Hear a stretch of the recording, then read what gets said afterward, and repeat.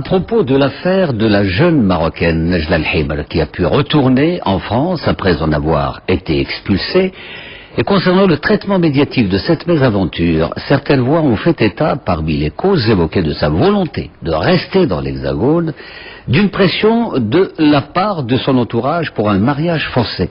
Notre équipe de la région d'Oujda s'est rendue chez la famille de la jeune fille pour éclairer l'opinion sur cet aspect des arguments ainsi médiatisés. Mohamed El-Ishtar.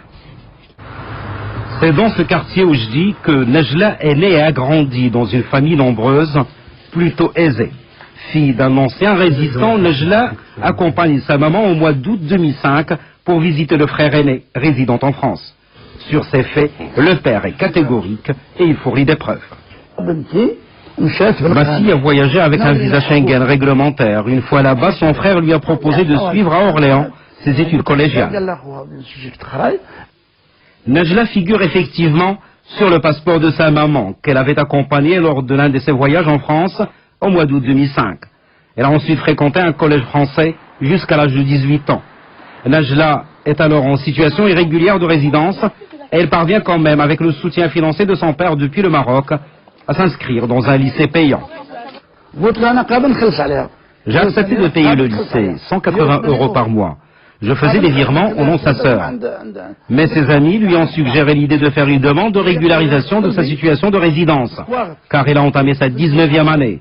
Cependant, sa demande a été refusée et un délai de 20 jours lui a été accordé pour quitter le territoire français.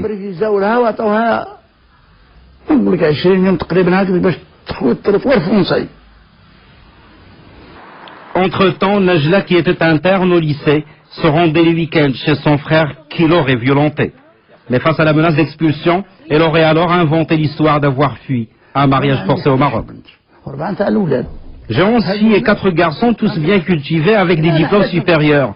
Comment se permet-il de dire que j'ai forcé ma fille à se marier? Elle est encore très jeune, elle a à peine 18 ans et demi. Même à la campagne, aujourd'hui, au Maroc, les parents ne marient plus leurs filles de force. Nous sommes dans un pays démocratique.